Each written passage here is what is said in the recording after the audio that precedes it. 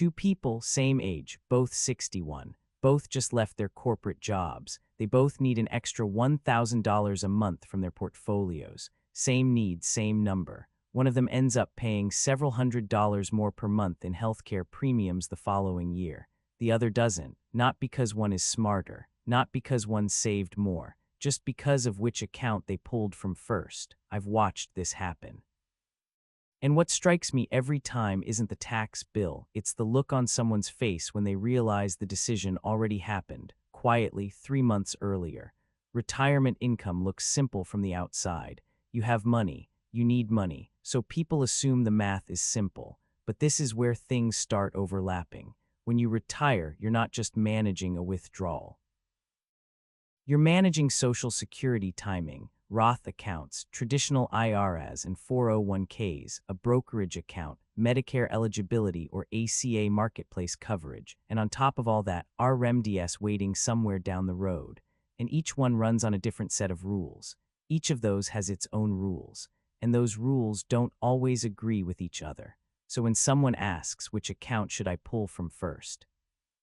The honest answer is, it depends on which rule is running your situation right now.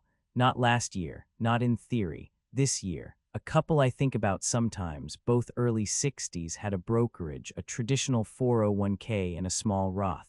They figured the smart move was to pull from the taxable account first. Keep taxes low, let the other accounts grow. Sounds reasonable. What they didn't account for was that pulling from the brokerage while deferring everything else had a ripple. It touched their income picture for healthcare. It left a large pre-tax balance sitting untouched, getting bigger. And it closed off a window for some tax-efficient moves they could have made in those early retirement years when income was actually quiet. Not a disaster, but a set of decisions that made later years less flexible than they needed to be. If you've ever felt like your head goes a little blank when you try to figure out the right order, that's not a personal failing. That's a completely normal response to a system that has genuinely too many levers pulling at once. I'm not going to pretend there's one right answer for everyone. There isn't.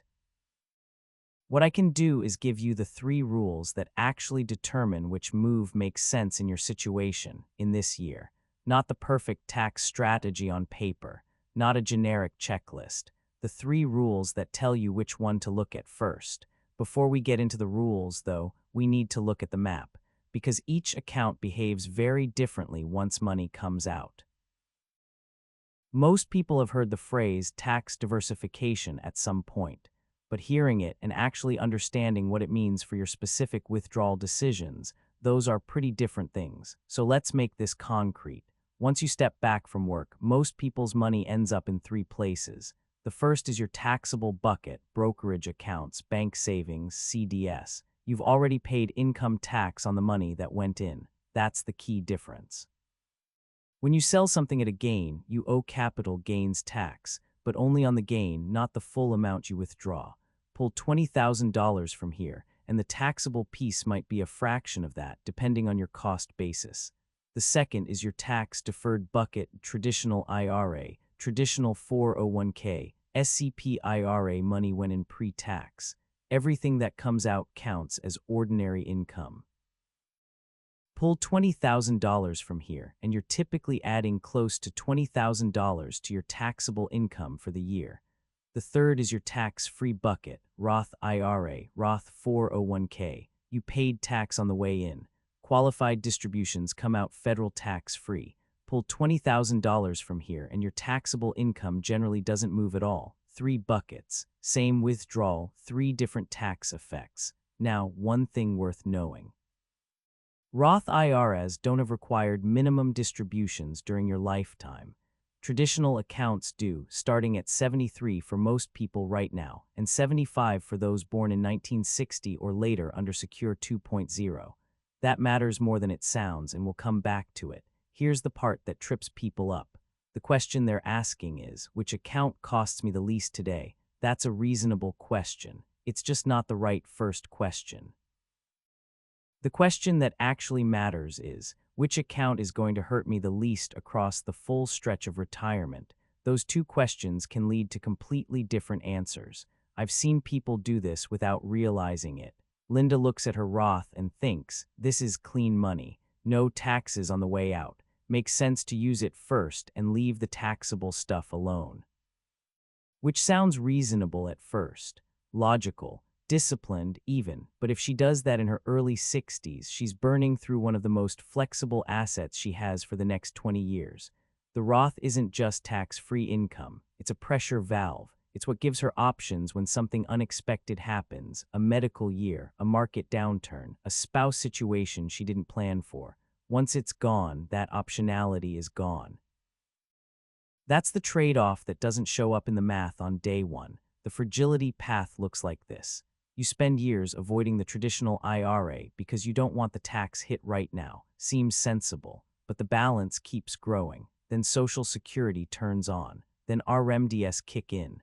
And suddenly you're being forced to take income you didn't ask for, in years when your other income is already up, and Medicare premiums may go up with it. The more resilient path doesn't mean paying more tax overall. It means using all three buckets as different tools, not treating one as sacred and one as the enemy. Each bucket has a different invisible cost. That's the one thing worth holding onto from this section. Not the names, not the acronyms. Just that each one costs you differently, and not always in the year you pull from it. This is what makes the withdrawal question genuinely hard. It's not that people don't understand their accounts. It's that three very reasonable-sounding rules, tax law, healthcare costs, long-term flexibility, are all interacting at the same time. Which one leads? That depends on where you are in retirement. And that's exactly what we need to sort out next. One thing I've noticed about withdrawal order advice, most of it isn't wrong. It's just answering the wrong question first. Pull from taxable first. Do Roth conversions in your gap years. Delay Social Security as long as you can. All of that has logic behind it, but none of it tells you which rule is actually driving your situation right now, in this year, with this income, with this insurance situation. That's what I want to give you here. Not a universal withdrawal order. 3 rules and a way to figure out which one deserves to go first. Rule 1. The tax bracket. Money coming out of a traditional IRA or 401k counts as ordinary income. So the first question is simple. What bracket are you in, and how much room do you have before the next one? If you're a married couple filing jointly in 2026, the 12% bracket runs up to about $100,800 of taxable income, after your standard deduction of $32,200. You don't need to memorize those numbers. The key idea here is simpler. You may have more room in the lower brackets than you think, especially in early retirement before Social Security turns on. The bracket rule matters most when your pre-tax accounts are large relative to everything else, because those accounts will eventually force income on you, whether you want it or not. Better to have a say in when and how much than to have RMDs make that decision for you at 73 or 75. Rule 2, the healthcare rule. This one catches people off guard, and honestly, it's the rule that matters most for a specific window of retirement that doesn't get nearly enough attention. If you retire before Medicare, before 65, and you're buying coverage through the ACA marketplace, your premium tax credit is based on your MAGI bring in too much, and the subsidy shrinks or disappears. Bring in too little and you might not qualify either. There's a band you want to stay in, and a traditional IRA withdrawal can push you out of it fast, and this is where a lot of retirees get surprised. On the other side, once you're on Medicare, IRMAA is the thing to watch. Your Part B and Part D premiums in 2026 are based on your income from 2024, so a decision you make this year could raise your Medicare costs 2 years from now. The standard Medicare Part B premium in 2026 is $202.90 per month. But that number climbs in steps once your MAGI crosses $218,000 for a married couple filing jointly. Most people aren't near that threshold, but if you're close, it's worth knowing before you pull. The reason this rule often goes first isn't because healthcare is more important than taxes in some abstract sense. It's because a healthcare mistake can cost you real money in a very visible, very immediate way, and it's often harder to undo than a tax misstep. Think about someone who retired in August. Cobra is running out. They're trying to figure out coverage for January. That decision about which account to pull from for living expenses isn't just a tax decision. It's a healthcare decision, and if you treat it like only a tax decision, you might solve one problem while quietly creating another. Rule 3, the longevity and flexibility rule. This one is the quietest of the three, but it shapes everything over the long run. The question here isn't about this year's tax bill. It's about which bucket, if you protect it now, gives you the most options later. Usually that's your Roth, not because Roth is always the best account, but because it's the one that lets you respond to a bad market year, to a large medical expense, to a change in tax law, to a spouse situation you couldn't predict. When income from other sources is already fixed, Roth is the account that doesn't add to your taxable income, doesn't trigger IRMAA, and doesn't push more of your Social Security into the taxable column. This rule matters most when you're thinking 10 to 20 years out, not just the next distribution. Here's how to think about all three together. Take two people. Both are 60, both just retired early. Person A is buying insurance through the marketplace. Their income directly affects their premium subsidy. Healthcare rule goes first. They need to know their MAGI target before they touch anything. Person B is 67, already on Medicare. Social Security is about to turn on, and they have a large traditional IRA they've been leaving alone. The tax bracket rule and the longevity window are the priority.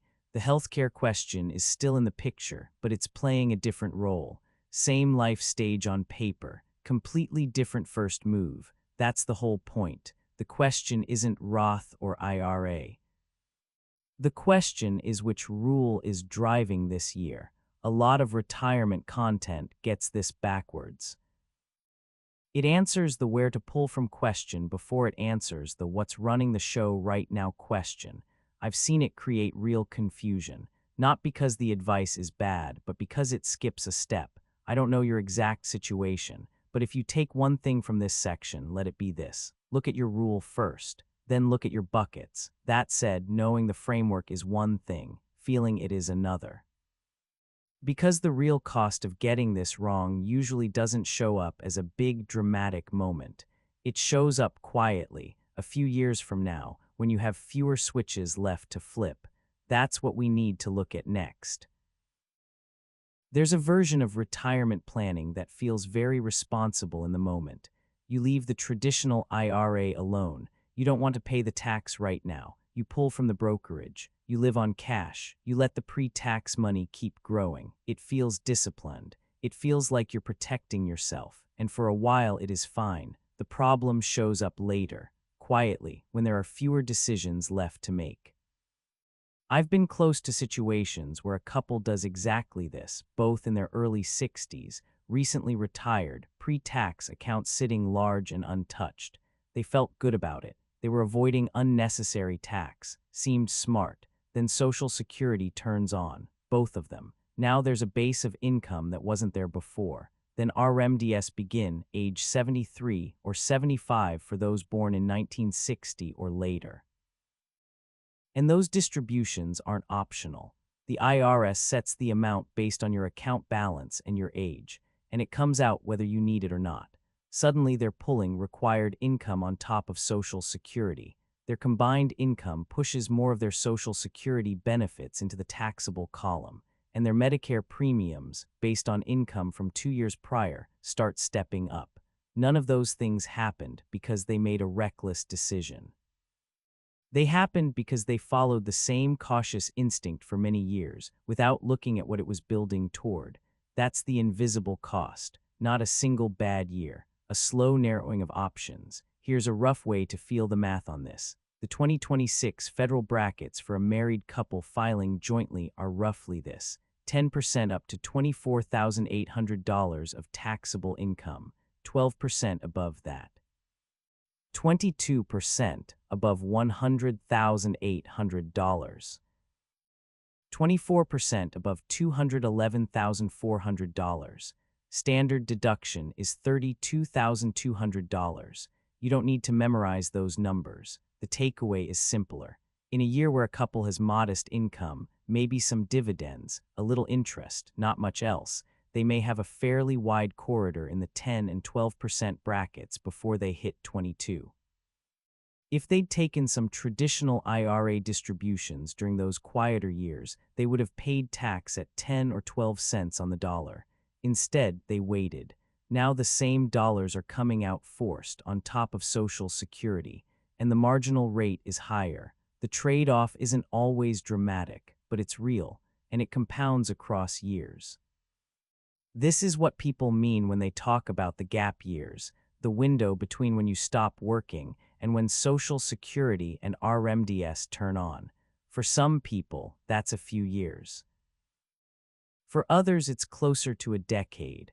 Those years are often the lowest income years you'll have in all of retirement, which makes them, in many cases, the best years to be intentional about which accounts you draw from, not because you want to pay more tax, but because paying a little now at a lower rate can reduce the forced income later at a higher one, and that's the window a lot of people miss. The trade-off is simple.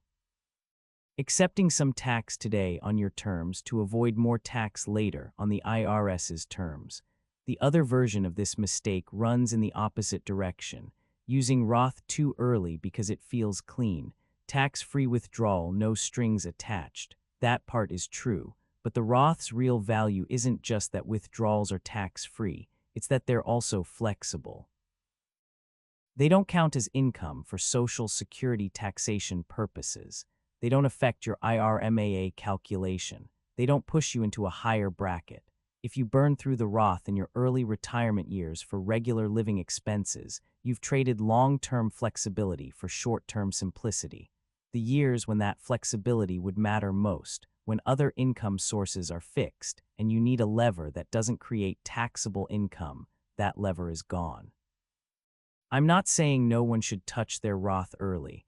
I'm saying look at what you're giving up before you do. Retirement doesn't break because of one wrong year. It gets harder to manage because of a pattern. The same instinct, repeated, until the option's quietly close. The couples and individuals I've seen handle this well aren't the ones with the biggest accounts. They're the ones who looked at those quiet early years and asked a simple question. Do I have a window here? And if so, what's the most useful thing to do with it? You don't need to optimize every dollar. You just need to not leave a decade of flexibility on the table by accident. That said, framework and trade-offs are one thing. Seeing it in a real-life scenario is another. So let's put this into a case that looks a lot more like actual retirement than a whiteboard example. Let me put a face on this. Mike and Dana are 62. They just stepped back from work, not a dramatic retirement, more like a deliberate slowdown. Mike had a corporate job. Dana ran a small business for years. They're not sitting on $3 million. They have enough to want to be careful, and not so much that the margin for error is wide. Their accounts look like this: a taxable brokerage with a decent balance, a traditional 401k that's been growing for decades, and a Roth IRA that's smaller. They started contributing to it later than they should have, but it's there. No Social Security yet. They're thinking about waiting at least a few more years, and they're buying health insurance through the ACA marketplace right now because Medicare is still 3 years away. They need about $72,000 a year to live the way they want to live. Nothing extravagant. Mortgage mostly paid off, some travel, helping an aging parent occasionally, maybe a small assist to their adult kid who's trying to scrape together a down payment. Just a normal retirement. Here's the question they're actually sitting with. Do we just pull from the brokerage until it runs out, then move to the IRA? It's a reasonable instinct. Taxable first, defer the rest. But let's run it through the 3 rules before accepting it as the answer. Rule 2 goes first: healthcare. They're on the marketplace. Their premium tax credit depends on MAGI if they pull $72,000 entirely from the brokerage, and if their gains are modest, they might land in a comfortable subsidy range. But the moment they start layering in traditional IRA withdrawals on top, that MAGI starts climbing. and climbing MAGI on a marketplace plan isn't just a tax issue. It's a monthly premium issue, starting January of the following year. So for Mike and Dana right now, the first question isn't what is the tax hit, it's what does our income number do to our healthcare costs. That has to be answered before anything else moves. Then Rule 1, tax brackets. Once they know their MAGI target for the healthcare subsidy, they can see how much room they have in the lower brackets. In 2026, a married couple filing jointly has a standard deduction of $32,200. The 12% bracket runs up to roughly $100,800 of taxable income. If their marketplace target keeps them well below that ceiling, they might have a narrow window, or none at all, for intentional traditional IRA withdrawals this year. But they should at least know where they stand. Because in a few years, when Social Security turns on and they're off the marketplace, that bracket window looks very different. Then Rule 3, flexibility. They have a small Roth. The temptation is to use it as a top-up when the brokerage runs a little short. Easy, clean, tax-free. But that Roth is also the one bucket that won't create a ripple. It doesn't touch MAGI, it doesn't affect the subsidy. It doesn't add to taxable income when Social Security eventually turns on. And it doesn't count toward the combined income thresholds, $32,000 and $44,000 for married filing jointly, that determine how much of their Social Security gets taxed. Using it now for routine expenses means it's not there for the years when having a tax-free lever actually matters most. That doesn't mean never touch it. It means know what you're trading away before you do. What Mike and Dana are really managing isn't just a $72,000 annual withdrawal. They're managing 3 overlapping systems at once: a subsidy that's sensitive to income, a bracket window that's temporarily wide, and a flexibility reserve they'll want later. The withdrawal order that makes sense for them this year probably looks something like this: lean on the brokerage for most of the income. Keep MAGI in a range that protects the subsidy. Be cautious with the Roth, and revisit the whole picture when the marketplace phase ends, not because that's the universal answer, because that's what the 3 rules say when you apply them to this specific life in this specific year.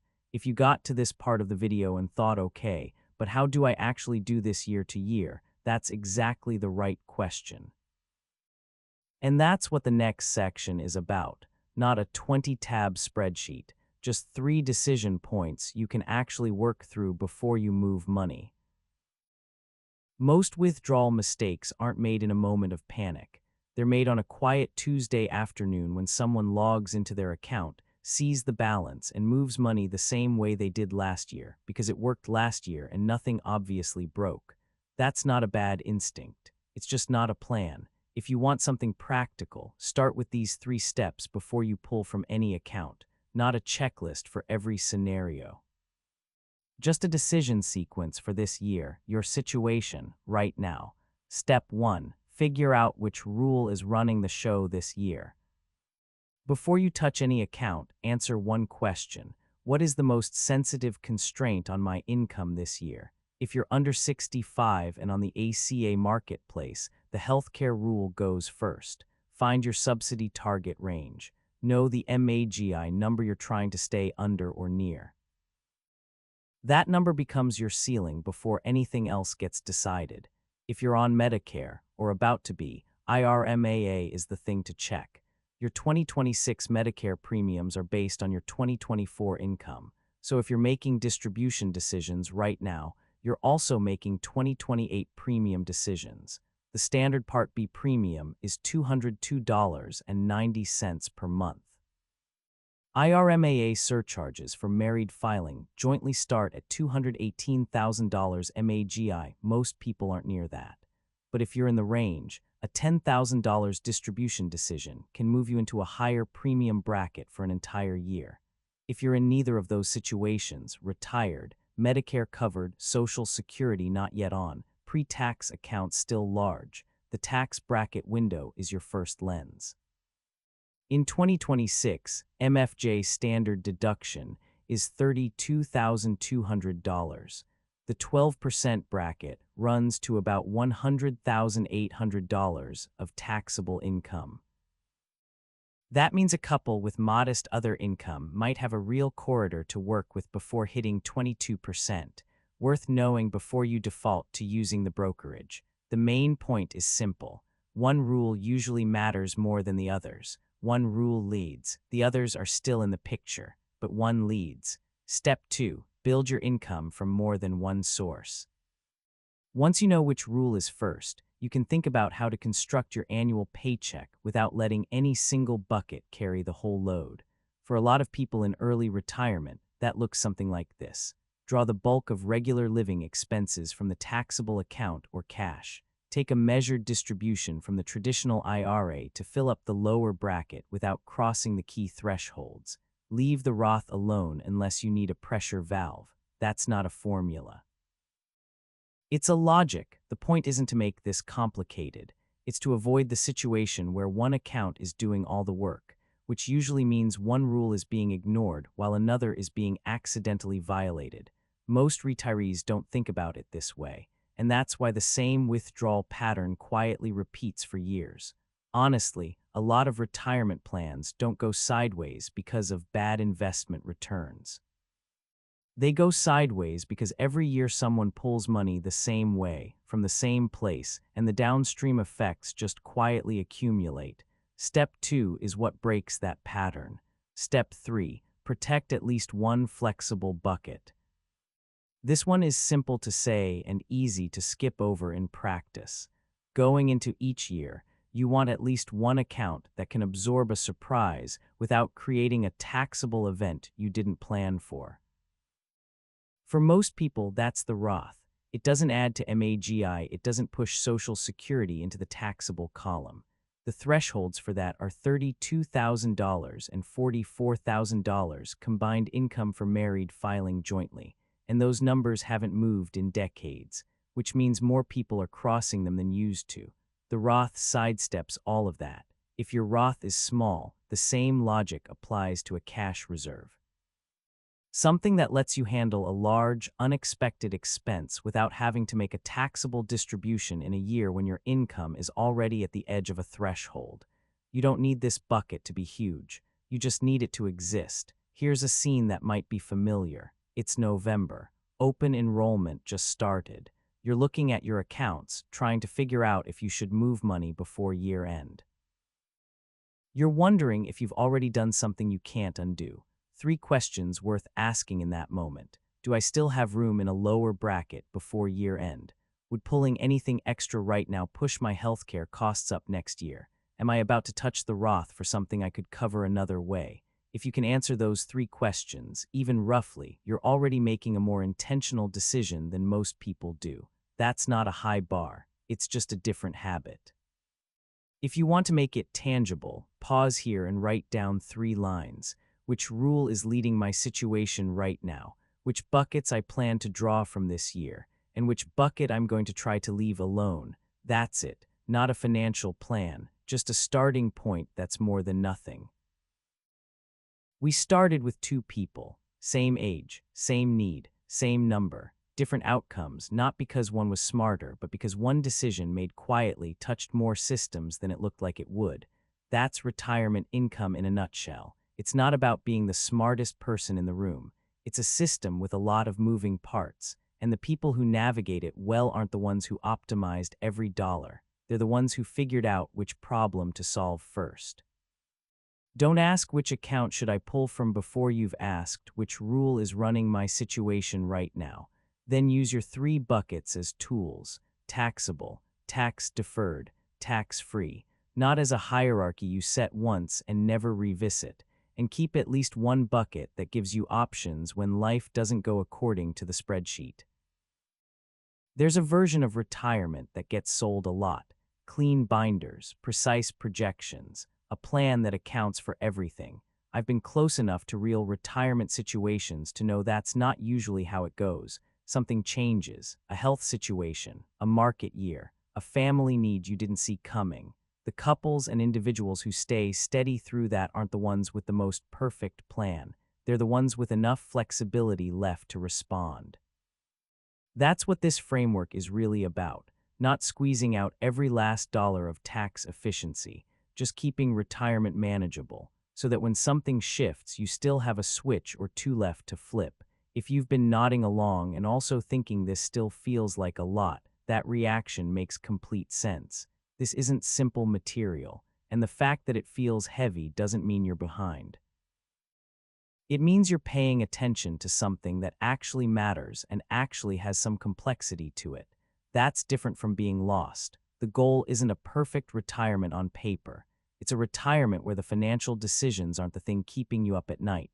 That starts with knowing which rule to look at first, before you log in, before you move money, before the year is already decided. If you want to keep the conversation going, drop a comment with 3 things: your age, whether you're on Medicare yet, and which bucket is currently your largest. You don't need to share more than that, but those 3 pieces often point pretty quickly to which rule deserves your attention first. And if this is the kind of retirement content that feels useful, straightforward, no pressure, built for real situations rather than ideal ones, subscribe and stick around. There's more where this came from.